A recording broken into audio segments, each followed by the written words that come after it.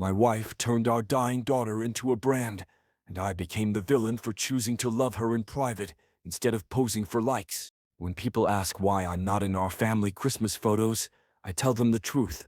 I don't sugarcoat it. I don't deflect. I just tell them straight up. Because I've gotten tired of pretending everything was picture perfect when it absolutely wasn't. And honestly, I think it's a story worth telling. We used to be a pretty normal family. I worked in IT at a mid-sized firm. Nothing fancy but stable, and Zadie, my wife, freelanced from home as a digital designer. I've always been the steady type, quiet, a little too serious maybe.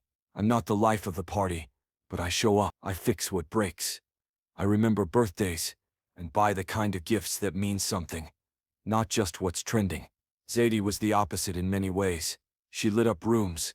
She had this energy that made everyone around her feel like they were standing in the sun. She was creative and sharp, full of little surprises. She'd turn a plain Tuesday into a themed pancake breakfast, or randomly decide we were having a movie night in a pillow fort. We balanced each other. She brought color to my quiet, and I grounded her when things got too chaotic. We'd split chores, argue about dumb things like what to watch on Friday nights, and take Junie out for pancakes every other Sunday. She'd always let Junie put whipped cream on everything, even bacon, which horrified me but made them both laugh until they cried. Our house was old but had character. The kind with creaky floors and mismatched doorknobs, the kind you learn to love more because you've built your life inside it. We weren't rich, but we were happy in the quiet, reliable sort of way. We thought we had time. We thought the little things were just the in-between. And then Junie came along. Our daughter Juniper Ray, Junie for short, was born on a cloudy morning that somehow felt bright anyway. She's 6 years old, and she's the light of our lives. Before all of this, before the diagnosis and the fights and the heartbreak, she was just our goofy, curious, bubble-blowing little girl who loved dinosaurs and singing off-key Disney songs in the back seat. She still is, but now there's a shadow that follows. Junie is beautiful, funny, and unbelievably kind-hearted. Her laugh sounds like sunshine feels, and her smile could disarm the grumpiest person in the room. Everyone adores her, and I get it. She's got these big, curious eyes and a little dimple on her left cheek that shows up every time she says something clever, which is often. From the beginning, she was pure magic. Curious, a little mischievous, always wanting to touch, taste, ask, and understand everything around her. She loved dinosaurs and sparkly stickers, would dance in the grocery aisles, and sing Disney songs completely off-key, with full confidence. We called her our little chaos tornado. Junie changed our lives. Everything softened after she was born. Zadie became more grounded. I became more spontaneous.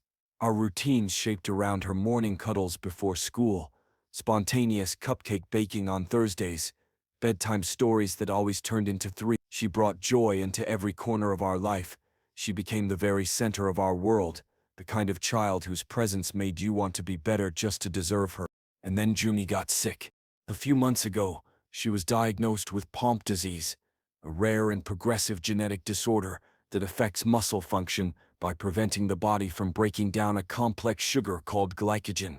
As glycogen builds up, it causes muscles throughout the body to weaken, and it's the kind of sickness that doesn't go away, the kind that steals things slowly, like little pieces of her childhood vanishing day by day.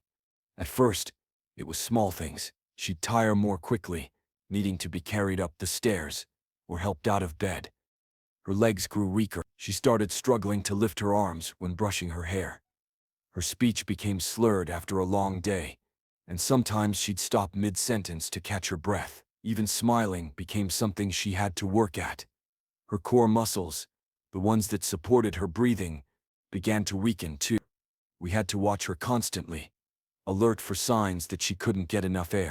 The kind where the doctors start talking about things like quality of life and making the most of the time we have. The diagnosis came out of nowhere. One day, she was running through the yard in her dinosaur pajamas, chasing bubbles and screaming with laughter. The next, she was struggling to keep up, losing her balance more than usual, tired in ways that didn't seem normal. We thought it was a phase, a growth spurt, maybe a virus, but after test, scan after scan, we were handed the kind of news no parent ever prepares for. They called it pomp disease, one we had never heard of, and still struggled to pronounce correctly. The doctors were gentle, but blunt. There was no cure, no treatment that would stop it, only ones that might slow it down. It would take her abilities, little by little, her mobility, her speech, eventually, her breath. When we got home from the hospital that day, the three of us curled up on the couch and didn't move for hours. Junie was drowsy from the appointments, curled up between us like she always did when she needed comfort. Her head rested against Zadie's chest. Zadie didn't speak. I didn't either. There was a weight in the room that no one could lift. Not even Junie's soft breaths could break it. We didn't eat dinner that night. I think we forgot. Or maybe we just didn't care. Everything felt surreal, like we were sleepwalking through a nightmare we hadn't yet accepted as real. Zadie stared at a fixed point on the wall. I watched the shadows from the porch light slide across the carpet. Every sound felt too loud. Every silence felt heavier. The next few days were a blur of numbness. We moved like ghosts through our own home. Nothing felt solid. Junie kept asking if she was going to get better, her voice so small it cracked. We told her we would do everything we could to help her feel good for as long as possible. It was the closest thing to the truth we could bear to say out loud. Saying more felt like betrayal, like opening a door we weren't ready to walk through. For a while after that, we were both broken, just in different ways. I did what I always do. I tried to fix things. I threw myself into research. I built spreadsheets, printed out charts. I called specialists, read studies, calculated risk-to-benefit ratios. I installed grab bars in the bathroom and ordered books on childhood neurology. I stayed up all night, reading testimonials from other parents, clinging to every shred of hope. I became obsessed with creating a safer world for her inside our crumbling one. Zadie grieved differently. She went quiet at first, hollowed out, like something inside her had been scooped away. Then almost overnight, she became hyper-focused on making memories. At first it was beautiful. She and Junie started baking together, painting rocks in the backyard, making paper crowns and calling each other Queen of the Day. She printed out Polaroids and hung them on a string of fairy lights above Junie's bed. She started writing little love notes and slipping them into Junie's lunchbox. She held her longer, kissed her forehead more often, cried in the shower when she thought I couldn't hear her. She held Junie like she was trying to memorize the shape of her. Through all of it, our daughter remained our world. Every decision, every plan, every hour of the day was structured around what she needed. Her naps, her meds, her bursts of energy, and her crashes. We learned to read her breathing like a weather report. We tracked every mood change, every wince, every stumble. We spoke softer when she was tired, louder when she laughed, slower when she was scared. She wasn't just our child, she was our anchor, our compass, our sun. And grief warped us. It didn't come all at once. It crept in slowly, like water soaking into wood. Quiet, but devastating. And as time passed, it bent us in different directions. In those early weeks, we really tried to hold each other up. There were long nights of whispered promises that we'd get through it. Mornings where we reminded ourselves to smile for Junie. Even when it hurt, we clung to routines to each other, and to the quiet hope that if we just stayed close, we could survive them. It was during this time that Zadie started taking more photos of Junie. At first it wasn't about posting or showing anyone, it was about preserving, about holding on to the softness of her cheeks, the sparkle in her eyes, the shape of her tiny hands around a paintbrush or a mixing spoon. She said she wanted Junie to have proof, years from now, that her childhood had magic in it, even if it was brief. And honestly, I understood that. We were trying to find beauty in the middle of our fear. She filled albums, printed shots for Junie's room, and even made a little scrapbook. But slowly, quietly, the purpose shifted. The photos became more posed, the clothes more coordinated, the settings more curated. At some point she began posting them. A few likes turned into dozens into hundreds. People started commenting, offering prayers, admiring her strength, telling her she was an inspiration. And maybe, in the beginning, sharing did help her feel less alone. But then the likes started rolling in. Comments from strangers poured in, some short and sweet, others heartfelt and emotional. People praised her strength, her grace, her courage as a mother. They told her how deeply her posts moved them, how they saw their own struggles reflected in our story. Parents who had lost children reached out. Nurses and caregivers left messages thanking her for shedding light on invisible illnesses. Zadie began sharing more than just photos. She wrote long captions about Junie's condition, the daily challenges, the sleepless nights. She was honest, and people responded to that honesty with overwhelming empathy. Her follower count grew. The comments multiplied. Brands started reaching out, offering products, proposing collaborations. Influencers asked for shoutouts. And little by little, our daughter's illness became content, something polished, something presented. Zadie was building a narrative, tragedy, curated. I didn't say much at first. I didn't want to make it worse. I figured she'd find her way back. But then, around late October, she brought it up, this idea for a professional Christmas photo shoot, a full-blown production, top-tier photographer, designer outfits, a rented cabin in the snow kind of vibe. The moment she mentioned it, my chest tightened. I asked her how much it would cost. She hesitated, then said it would be around $600. I blinked. That was nearly everything in our emergency fund. Money we needed for Junie's new breathing monitor, her prescriptions, and whatever crisis might come next. I know it's a lot, she said, but Junie loves Christmas. You know that. The lights, the decorations, she talks about it all year. This might be the last one she's here for. I just want something beautiful to hold on to. Her voice cracked on that last line, and I could see the exhaustion behind her eyes. There was fear there too, a desperation that ran deeper than vanity or image. It was grief masquerading as urgency. And for a moment I softened. I stepped closer, reached for her hand, and told her I wanted to hold on to something beautiful too. I told her I understood what she was feeling, but I also told her we had responsibilities. But we had to prioritize what kept Junie alive over what looked good in a frame. Memories don't need a rented cabin and a high-end photographer, I said. We can take our own photos, real ones, borrow my buddy's DSLR. I'll set up the lights. We'll dress her up if that's what you want. She shook her head. They won't look the same. They'll be honest, I said. And we'll do it after the holidays. Once I can work some extra hours or shift some expenses around. It won't be good enough, she muttered. I won't put something out there that looks sad or cheap. I paused, trying not to raise my voice. It's not about what it looks like to the world. It's about what it feels like to her. Zadie folded her arms tightly across her chest. You don't get it. She might not make it. This could be the last time she's able to stand and smile in a photo. I just want something beautiful before everything starts falling apart. And I want her to be okay, I said. But spending $600 we don't have won't fix anything. It's not about fixing it, she snapped. It's about showing the world who she is, how beautiful and strong she is. If we don't do this now, we might not get another chance. She looked at me for a long time after that. Her jaw clenched, her arms still crossed. She didn't say another word. Then finally she nodded slowly, quietly, and walked away. I thought she had understood. Turns out, she hadn't. 2 weeks later, around 2 a.m., I woke up to the sound of Junie gasping in her sleep, not coughing, gasping. I flipped on the lamp and saw her curled up on her side, her chest rising and falling in uneven, shallow breaths. Her hands were clenched in fists, and her lips had lost their usual color. Zadie was already up, pacing near the foot of the bed, visibly panicked, but trying to keep her voice calm. We worked like a well-trained team.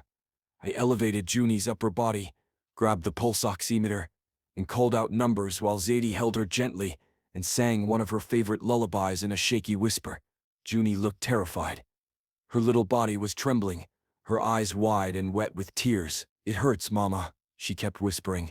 It hurts. We stabilized her after what felt like an eternity.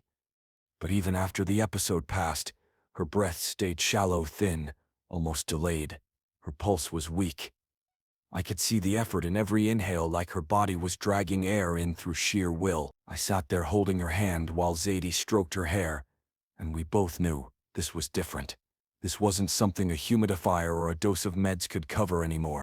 Earlier that week, her doctor had warned us that we were reaching the point where a home oxygen support system might be necessary.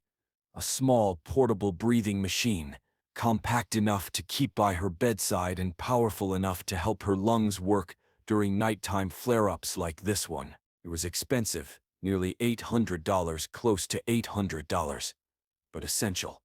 He hadn't pushed it then. Now I understood why he mentioned it. This was our warning shot. I grabbed my laptop from the kitchen, hands shaking, and pulled up the medical supply site he'd sent me. I found the unit. It was still in stock. The page showed a timer order within the next 4 hours for overnight delivery. We could have it by morning. I didn't hesitate. I opened our emergency fund account, ready to check out. I blinked at the screen. My brain tried to make sense of it, to run calculations I already knew the answer to. The account had just enough left to make up about half the cost of the machine. Not enough. Not even close when it came to overnight delivery. That's when I saw it. Half the money was gone. I refreshed the page, same numbers, same drop in balance. I clicked through to the transaction history, and there it was. A partial payment, about $200, roughly $300 to the photography studio. But it did. That night, it mattered more than anything. Zadie hadn't taken it all. But she had taken enough. Enough that I couldn't get the machine our daughter needed. Enough to turn an emergency into something I couldn't fix in time. The worst part was knowing she must have known. She knew how much we had in there. We talked about it constantly. We tracked every cent. She had taken that money anyway, hoping, I don't know, maybe that nothing would happen. Maybe that it wouldn't matter. I got the machine. We brought it home. I stayed up all night, adjusting the settings, testing the backup battery, watching it hum beside her like a quiet promise. By dawn, she was breathing easier. Her chest rose and fell with less strain. The color slowly returned to her cheeks, and for the first time in hours, her fingers unclenched. Zadie and I sat there on either side of her, exhausted but still holding our breath, until the worst truly seemed over. When the machine hummed steadily beside her, we finally allowed ourselves to exhale. There were no big declarations, just a glance between us, a shared recognition that for now we'd made it through another storm, and Junie, fragile but calm, drifted into a deep, steady sleep. It wasn't until the next evening, after I'd watched Junie's chest rise and fall in steady rhythm for the first time in weeks, that I finally turned to Zadie. And then, the fight began. She was scrolling through her phone on the couch like nothing had happened, like we hadn't just come within inches of losing our daughter because the money meant to save her had gone to a photographer. "You used the emergency fund," I said, trying to keep my voice steady. She didn't even look up. "I put down a deposit." "That's not the same. It is when it means we couldn't buy the things she needed. It is when I had to call Colt in the middle of the night to borrow money to keep our daughter breathing." That got her attention. She set the phone down slowly. "This might be the last Christmas she's here," she said, her voice tightening. "Don't you want her to be remembered beautifully?" "I want her to be alive, Zadie." Her face hardened. "Don't twist this. You think I don't care? That I don't want her to live? I did this because I love her. Because I want people to see how strong she is. How beautiful she is." "No," I snapped. "You did this because you wanted something to post. Because you wanted likes. Because being the mom of the dying girl made you feel seen." "That's not fair," she shot back. "You don't know what it's like to carry this and still try to make something hopeful out of it." "I do. I carry it every damn day. But I don't trade our reality for engagement. I don't gamble with her life so I can stage a perfect moment. It was supposed to be for her," she said, almost pleading. "For all of us." "No," I said again, quieter now. "It was for you." She didn't argue. She didn't cry. She just picked her phone back up and stared at it, like it might offer a better answer than I ever could. That was the moment something in me snapped. I didn't yell. I didn't argue anymore. I just stopped talking to her about it. Instead, I borrowed an old camcorder from college, a beat-up thing with a scratched lens, and iffy sound, the kind you had to thump to get working and pray the battery held out. I dusted it off and started filming in between my shifts and the nights I barely slept. Over the next few days, I documented everything, not with direction or angles in mind, just with love. Junie in her oversized pajama shirt, her curls all tangled, telling knock-knock jokes that barely made sense but made her giggle uncontrollably. Her coloring on the kitchen floor, elbow-deep in markers, while our old dog barked at the mail slot. Her quietly staring out the window with a blanket draped over her shoulders, a moment so still and fragile it felt sacred. Her drifting off in my lap during one of our old VHS cartoons, mouth slightly open, fingers still wrapped around a half-eaten cookie. Nothing about it was perfect. The lighting was bad, the focus jittery, sometimes you could hear me breathing, or the fridge humming too loud. But the love in those moments, it was unmistakable. Our home, falling apart at the edges, looked warm, alive, real. I edited the footage in the quiet hours after Junie fell asleep, while Zadie was in the other room. I didn't add music, just a simple black screen with white text, a real day with Junie. I uploaded it to YouTube in the middle of the night, not really expecting anything. I didn't promote it. I didn't tag anyone. I just needed it to exist somewhere. But slowly, it started spreading. A few comments at first, then dozens, then hundreds.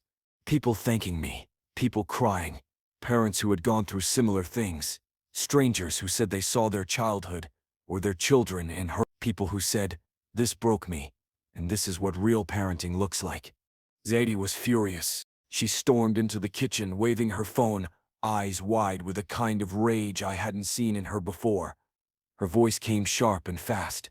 "What is this? Why would you post that? Do you have any idea what this does to our image? You made us look poor." "We are poor, Zadie," I said, standing still, hands clenched. "We're not influencers, we're parents, and our daughter is dying." "Don't throw that in my face," she snapped. "You humiliated me. You humiliated us. Everyone's messaging me, saying I'm fake, asking if this is what our life really looks like." "It is what our life looks like," I shot back. "It's real. Maybe for the first time, people are seeing past the filters. You blindsided me. You should have asked." "Asked? Zadie, since Junie got sick, you've been glued to your phone, scrolling, editing, posting. Even during appointments, you're half listening while planning hashtags. You took the money meant for her medicine and put it toward curated grief." "It wasn't all of it," she yelled. "It was a deposit, just a deposit. It was enough. Enough to make it so she couldn't breathe while we waited for me to beg Colt for help. You used our child's illness to build a narrative, to build a brand. I was trying to show her life mattered. Then why does it only matter when it's lit right and captioned with faux poetry?" My voice cracked. "You want the world to see a version of her. I want to remember her. All of her. Even the hard parts." Junie was in the living room, playing quietly with crayons. Neither of us noticed when she stopped, but suddenly, she was there. Eyes wide, lower lip trembling. "Stop yelling," she cried. "Did I do something wrong?" She started gasping, her tiny hands shaking. I rushed to her side as her body stiffened and her breath caught in shallow bursts. I dropped to the floor, cradling her, trying to breathe with her, counting slow and steady like we'd practiced. 1, 2, 3. Just breathe with me. Junie, that's it. I've got you. It took everything in me not to break down right there. Zadie stood frozen, tears in her eyes, but she didn't move. That night, I packed a small bag, just enough clothes, her meds, her machine. I lifted her gently, still drowsy and shaken, and drove her to my mom's house across town. I told Zadie she needed time to think, but more than that, Junie needed peace. She needed love that wasn't filtered or performed. She needed quiet. Zadie didn't stop me. Not at first. She just watched from the porch, arms crossed. She told me to take the video down, that it was undermining everything she had built, that people were messaging her, asking questions, saying she looked fake. I said no. She called me cruel, vindictive, said I was jealous of her following. I didn't respond. There was nothing left to say. A week later, she posted a new photo. Just her and Junie, dressed to the nines, standing in front of a decorated tree at the photo shoot she'd rescheduled, without telling me.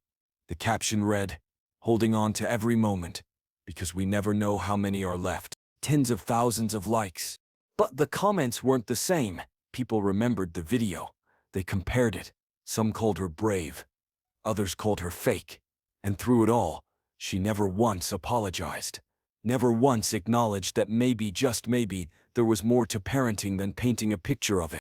She hasn't asked me to take the video down again. Not directly, anyway. But now, every few days, she calls. Sometimes late at night, sometimes first thing in the morning. Her voice, always sounds tired, raw. She says she's sorry. She says she was wrong, that she wasn't thinking clearly, that she let her fear and grief warp her judgment. She tells me she's changed. She says all she wants is to be with Junie. Not for a photo, not for a post, just to hold her, to talk to her, to braid her hair again. She says she doesn't care if no one sees it. She just wants to be her mom again. She cries. She begs. Says she'll prove it. That she hasn't posted in days. That she's just sitting in Junie's empty room, trying to remember the sound of her laugh. And what breaks me is that Junie asks for her too. Every night, she draws pictures for her. She asks when she'll see her again. She misses her. She loves her. So now I'm stuck with this question I can't seem to answer. Do I believe Zadie? Do I let her back in? Part of me wants Junie to have everything. Even her mother. Even the flawed, complicated version of her. Part of me wants to believe people can change. But another part of me still hears that camera shutter, still sees those emails from brands, still remembers the night I had to borrow money to keep our daughter breathing. I haven't decided, not yet. Because when someone turns your child into content, how do you ever know what's real again? I won't say no forever. Junie still loves her mother, and I want her to have both parents, if it can be healthy. But for now, we're staying where it's quiet. Because when Junie's gone, and I can't believe I'm saying that, what I'll have left is that one real day, her laugh, her pajamas, her messy hair, the sound of cartoons in the background. I don't care about likes. I care about her, about who she really was. So no, I'm not in those family photos, and I'm glad, because while Zadie was staging the perfect goodbye, I was living the last real moments with our daughter. And when people ask, I tell them exactly that. I chose memories over marketing. I chose my daughter over the illusion of a perfect life.